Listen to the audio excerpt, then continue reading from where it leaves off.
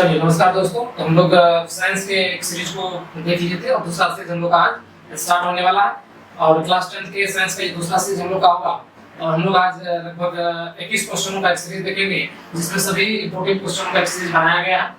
और उसी के क्रम में आज हम लोग डिस्कशन करने वाले हैं सभी क्वेश्चनों का और डिटेल डिस्कशन करेंगे। तो चलिए हम लोग आज स्टार्ट करते हैं साइंस ऑफ की क्वेश्चन की सीरीज। तो हम लोग स्टार्ट करते हैं और प्रश्न नंबर हमारा 1 है कि ऐसे तत्व जो इलेक्ट्रॉन को त्याग कर धनात्मक आयन बनाते हैं उसे क्या कहा जाता है। तो चलिए हम लोग समझते हैं थोड़ा सा। क्योंकि ऑब्जेक्टिव क्वेश्चन है, इसको हम लोग चाहेंगे कि बहुत कम समय में, चाहे आप लोग का समय भी कम व्यर्थ हो और कम समय में ज्यादा से ज्यादा क्वेश्चन की प्रैक्टिस हम लोग कर सकें।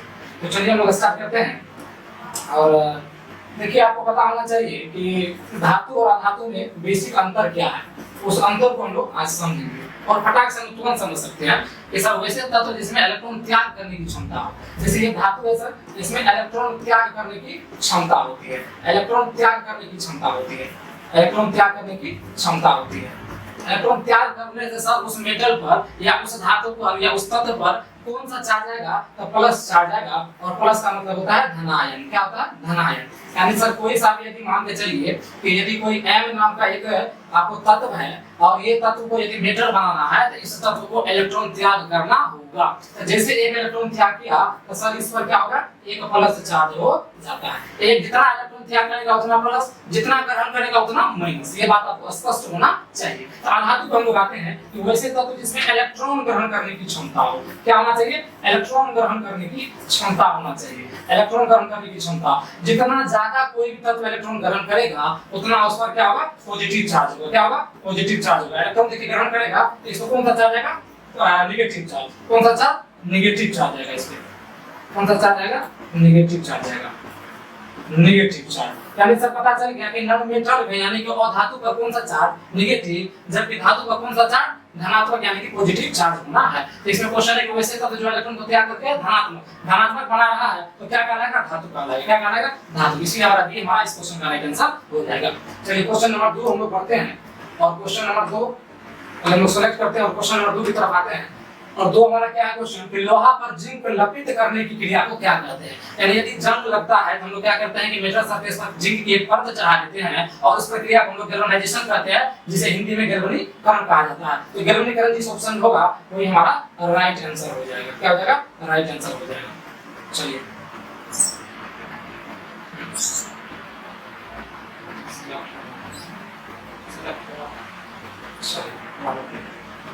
हम लोग कहाँ थे? गैल्वेनीकरण। तो गैल्वेनीकरण हमारा सी हो जाएगा ऑप्शन। क्या हो जाएगा? सी हो जाएगा।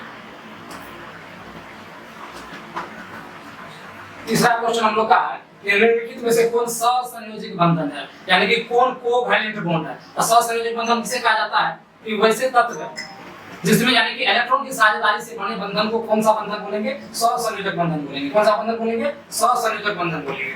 यानी कि इलेक्ट्रॉन के साझेदारी से जो बॉन्ड बनेगा उसे हम क्या बोलेंगे? सहसंयोजक बंधन बोलेंगे। सहसंयोजक बंधन बोलेंगे। हाँ चलिए क्या बोलेंगे? सहसंयोजक बंधन बोलेंगे। एक हम लोग समझ लेते हैं फटाफट से कि सहसंयोजक बंधन क्या होता है। कि इलेक्ट्रॉन के बराबर साझेदारी से बने बंधन को सहसंयोजक बंधन कहा जाता है। जैसे सर हम लोग चर्चा करें मीथेन का। देखिए मीथेन है सर, कार्बन कार्बन का वैलेंसी कितना होता है? 4 होता है। अर्थात कार्बन अपने पड़ोस के कितने परमाणु से जुड़ सकता है? 4 अन्य परमाणु से जुड़ सकता है। और हाइड्रोजन का देखिए, हाइड्रोजन की बाहरी कक्षा में भी कितना इलेक्ट्रॉन? 1 इलेक्ट्रॉन होता है। और जबकि हाइड्रोजन की बाहरी कक्षा में भी 1 इलेक्ट्रॉन। और जब भी सेंट्रल आइटम जो हमारा कार्बन है, यदि इसके ऑक्टेट को कंप्लीट करना है तो 8 इलेक्ट्रॉन लेकर के ये अपना ऑक्टेट कंप्लीट करता है। तो जो लीजिए इसके पास पहले से 1 2 3 4 इलेक्ट्रॉन था, जबकि 4 इलेक्ट्रॉन इसको और आ सकता है तो किससे लेगा? चारों हाइड्रोजन से लेगा। चारों हाइड्रोजन से एक इलेक्ट्रॉन लेकर के क्या कर लेगा? ये आपको ये अपना ऑक्टेट कंप्लीट कर देगा। इस प्रकार से देख लीजिए, पहले ये अपना ऑक्टेट कंप्लीट कर लिया और इसका ये 8 इलेक्ट्रॉन हो गया। 8 इलेक्ट्रॉन होने के बाद क्या होगा कि हाइड्रोजन अपना ऑक्टेट पूरा करता है 2 इलेक्ट्रॉन से। तो हाइड्रोजन अपना ऑक्टेट कंप्लीट किया 2 इलेक्ट्रॉन से, 2 इलेक्ट्रॉन से। और 2 इलेक्ट्रॉन से क्या बनता है? Single bond. क्या बनता है? Single bond. क्या बनेगा? Single bond. तो कार्बन हाइड्रोजन के बीच में कैसा बॉन्ड बना? सिंगल बॉन्ड बना। और जो बॉन्ड बना वो साझेदारी से बना। किससे बना है? शेयरिंग से बना है। तो शेयरिंग से जो बॉन्ड बनेगा उसे हम लोग सहसंयोजक बंधन कहते हैं। हमारा ऑप्शन हो जाएगा मीथेन, सी जी।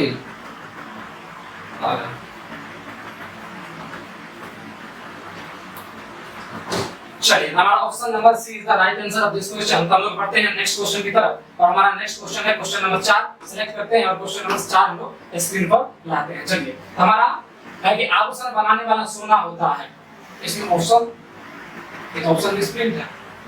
आभूषण बनाने वाला सोना कितने कैरेट का होना चाहिए, यहाँ देखिए मिस्टेक है। हालांकि 24 कैरेट 22 कैरेट ऑप्शन में था, उसके बाद 21 कैरेट था, 20 कैरेट था। तो हमारा आंसर क्या होना चाहिए 22 कैरेट। कितना होता है 22 कैरेट। हाँ चलिए यहाँ आ गया। आभूषण बनाने वाला सोना होता है कितना 22 कैरेट। कितना होता है 22 कैरेट। चलिए तो हम लोग इसको क्लीन करते हैं और आंसर लगाते हैं 22 कैरेट। क्या हो जाएगा 22 कैरेट हो जाएगा। वैसे शुद्ध सोने का सिक्का कहा जाता है कि 24 कैरेट का, लेकिन 2 कैरेट में आपको क्या होता है मिक्सिंग के कारण इसको शुद्ध रूप में 22 कैरेट माना जाता है। चलिए क्वेश्चन नंबर 5 की तरफ हम लोग बढ़ते हैं और क्वेश्चन सेलेक्ट किया और क्वेश्चन नंबर 5 हमारा है कि ताम्र और टीन के मिश्र धातु को क्या कहा जाता है। ताम्र मतलब तांबा, ताम्र मतलब तांबा, तांबा और टीना के मिश्र धातु को क्या कहा जाता है। तो देख लीजिए कि हम लोग यहाँ क्वेश्चन नंबर ये है हमारा क्वेश्चन नंबर 5। देखना होगा क्वेश्चन नंबर 5 है।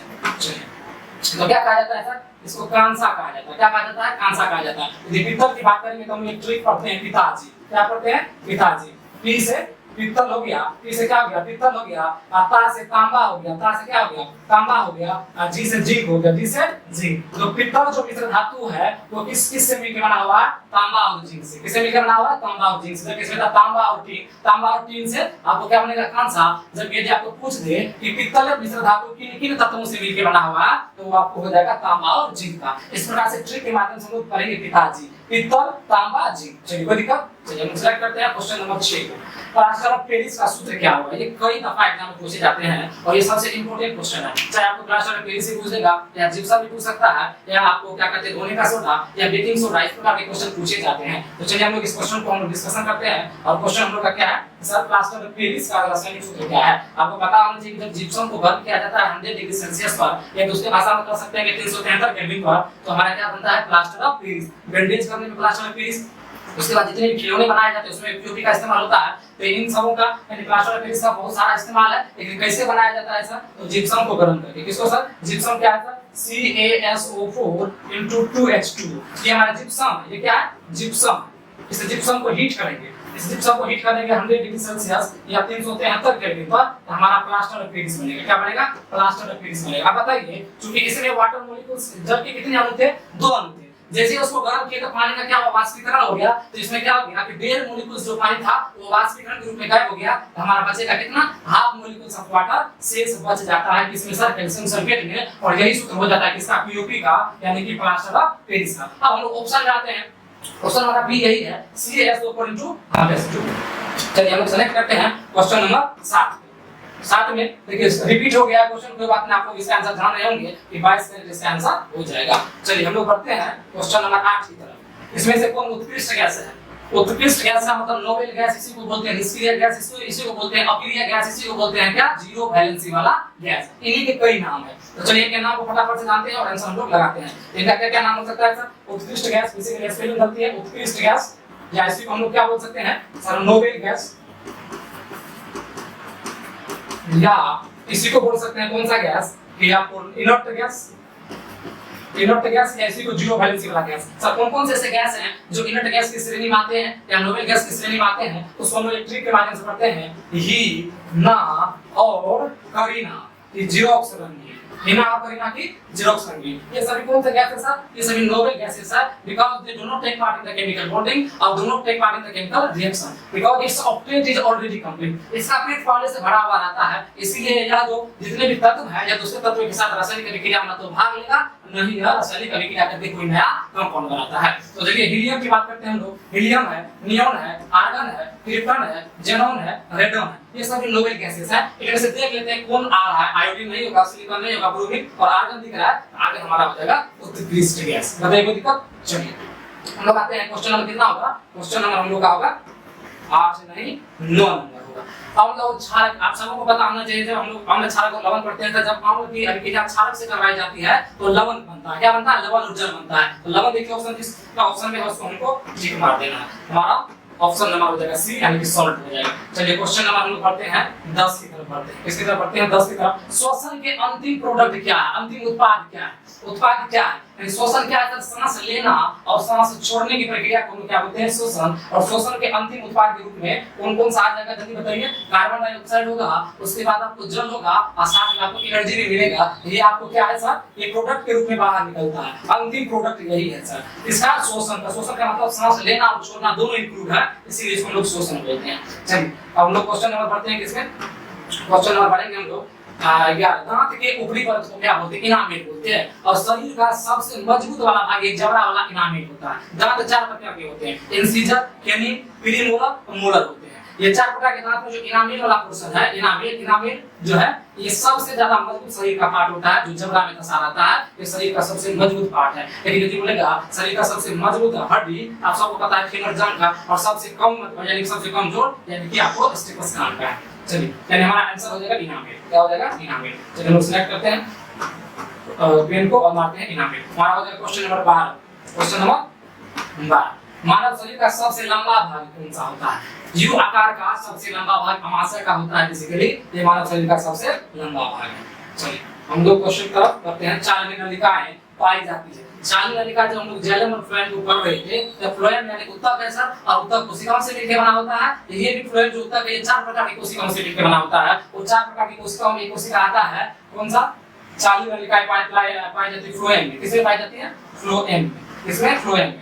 चलिए तो 4 नलिका पाई जाती है फ्लोएम में। और हम बताए थे कि फ्लोएम जो है, फ्लोएम का काम क्या है साहब? भोजन का संवहन करना, भोजन पहुंचाता है। भोजन बनता है पौधा का सर, पत्ती बनता है, और उस भोजन को पौधे की विभिन्न कोशिकाओं तक पहुंचाने का काम जिस ऊतक के द्वारा किया जाता है, उस ऊतक को हम लोग बोलते हैं फ्लोएम। और फ्लोएम 4 प्रकार की कोशिकाओं से मिलकर बना रहता है। एक है चालनी नलिकाएं। चालनी नलिकाएं यानी कि इसमें चलना आप लोग देखे होंगे, दो घर में हम लोग चालनी का इस्तेमाल करते हैं किसी चीज को, जैसे आटा को चालने के लिए एक छिद्र होता है, और क्या करते हैं छिद्र के माध्यम से हम लोग आटा को चाल के नीचे कर लेते हैं, और जो भी विशिष्ट जो भी अवशिष्ट पदार्थ होता है वो चलनी के ऊपर जमा रहता है। तो इसी चलनी के माध्यम से भोजन जो है शरीर के या पौधे के विभिन्न कोशिकाओं तक पहुंचता है, यानी इसको हम लोग सीड ट्यूब बोलते हैं। दूसरा बोलते हैं कंपेनियन सेल। क्या होता है? Companion cell. तीसरा होता है फ्लोएम फाइबर। क्या होता है? फ्लोएम फाइबर होता है, फ्लोएम फाइबर। और चौथा होता है फ्लोएम पाइरेन्काइमा। फ्लोएम पाइरेन्काइमा। ये 4 प्रकार के कोशिकाओं से मिलकर बना रहता है हमारा फ्लोएम नाम का ऊतक। हमारा आंसर हो जाएगा सी नंबर। चलिए हम लोग सेलेक्ट करते हैं क्वेश्चन नंबर कितना को सर? 14 को। आरबीसी का जीवन अवधि कितना होता है? तो आप सबको पता होना चाहिए आरबीसी का जीवन अवधि कितना? 120 दिनों का होता है। कितना होता है? रेड ब्लड सेल का जो जीवन अवधि होता है वो 120 दिन का होता है। चलिए फटाफट से पढ़ते हैं। क्वेश्चन नंबर कितना होगा? क्वेश्चन नंबर हम लोग का होगा 15। सेलेक्ट किए। और मानव शरीर की सबसे लंबी कोशिका कौन है सर? न्यूरॉन देख लीजिए। मानव शरीर की सबसे लंबी कोशिका है, यहाँ से जो ब्रेन से कनेक्टेड रहता है। और ये क्या है सर? तंत्रिका तंत्र की कोशिका है। और तंत्रिका तंत्र की संरचनात्मक एवं क्रियात्मक इकाई को क्या बोलते हैं? न्यूरॉन कहते हैं। और यही सबसे बड़ी कोशिका भी है। चलिए हम लोग का डीजल यानी कि क्वेश्चन नंबर कितना होगा? ये डीजल का उपयोग होता है रेल के इंजन में, विद्युत उत्पादन में, भारी वाहनों में। तो वाहन में होगा, किसमें होगा? वाहन में होगा। हालांकि आजकल रेल का जो इंजन अभी बिजली के द्वारा चलाया जाता है। हालांकि पहले की दृष्टिकोण से बात करें तो रेल के इंजन को भी कहा जा सकता है, विद्युत उत्पादन में भी हो सकता है। अर्थात उस समय के अनुसार से आप कह सकते हो कि इसका इस्तेमाल होता था, तो हम लोग सभी ऑप्शन को टिक कर सकते हैं। चलिए यानी D is the right answer. चलिए हम लोग क्वेश्चन नंबर आते हैं किसमें? क्वेश्चन नंबर 17 में। इसमें आते हैं क्वेश्चन नंबर 17 इधर गया 17। चलिए सोलर सेल का बेसिकली क्या कहना चाहता है कि सोलर सेल और सौर ऊर्जा को रूपांतरित करते हैं। किसमें करते हैं? विद्युत ऊर्जा में। किसमें? विद्युत ऊर्जा में। विद्युत ऊर्जा यानी कि सर इलेक्ट्रिकल एनर्जी में कन्वर्ट करने का काम करता है। ऑप्शन नंबर हमारा क्या हो जाएगा? ऑप्शन नंबर हमारा हो जाएगा डी। यानी हम लोग का क्वेश्चन नंबर जो है 11 कितना होगा? 21 18 17 के बाद 18। चलिए 18 नंबर क्वेश्चन है। सोने का परमाणु संख्या, सोना यानी गोल्ड है सर, और गोल्ड का परमाणु संख्या 79 होता है। कितना होता है? 79 होता है। कितना? 79 होता है। चलिए उसके बाद ऑक्सीकरण की क्रिया कौन सा नहीं है? सेलेक्ट कीजिए आप।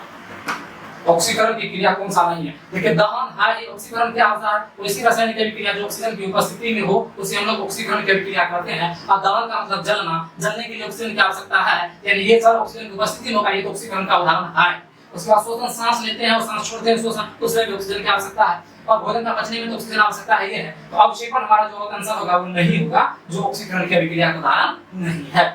यानी हमारा आंसर जो हो जाएगा वो अवक्षेपण हो जाएगा। और अवक्षेपण आपको दिख रहा होगा किस ऑप्शन में है? ऑप्शन नंबर डी में है। 20 नंबर हमारा क्या है सर? 20 नंबर क्वेश्चन ऑक्सीजन की संयोजकता है। ऑक्सीजन की क्या है? संयोजकता। चलिए फटाफट से समझते हैं। ऑक्सीजन का परमाणु संख्या 8 है। इसको यदि हम सेल पर भी समझाते हैं, सेल पर भी इसके इलेक्ट्रॉन को भरा जाए, सेल या सब सेल में, तो हम लोग आसानी से संयोजकता या संयोजी इलेक्ट्रॉन निकाल सकते हैं। 2,6 कोमा नहीं सर, एक कक्षा में 2 इलेक्ट्रॉन को रखेंगे, एल में 6 रखेंगे, तो 2 और 6 कितना हो गया? 8 इलेक्ट्रॉन हो गया। यानी घर में पूरा हो गया। बाहरी कक्षा में कितने इलेक्ट्रॉन है सर? 6 इलेक्ट्रॉन है। लेकिन ऑक्टेट पूरा करने के लिए कितना इलेक्ट्रॉन की आवश्यकता है? 2 इलेक्ट्रॉन की। तब स्टर का नियम पालन होगा, यानी 8 इलेक्ट्रॉन पूरा होगा। जितने इलेक्ट्रॉन की बाहर से आवश्यकता है स्टर के नियम का पालन करने के लिए, वही उसका संयोजकता हो जाता है। तो कितने इलेक्ट्रॉन की आवश्यकता है? 2 इलेक्ट्रॉन की, तो 2 ही हमारा इसका वैलेंसी हो जाएगा, संयोजकता हो जाएगा। क्वेश्चन नंबर हम लोग पढ़ते हैं कितना? 21 की तरफ। 21 हम लोग का लास्ट क्वेश्चन है कि अम्लीय जल के, अम्लीय वर्षा के जल का पीएच मान कितना होना चाहिए? तो आप लोग अम्ल क्षार लवण में बेहतरीन तरीके से पढ़े होंगे कि 5.6 से कम होता है, 5.6 से कम होता है। इस प्रकार हम लोग 21 क्वेश्चनों की सीरीज को आज देखते हैं। रात हम लोग एक नई टॉपिक के साथ आने वाले हैं लाइव, और लगभग 8 बजे हम लोग लाइव आने वाले हैं। चलिए आज के लिए इतना।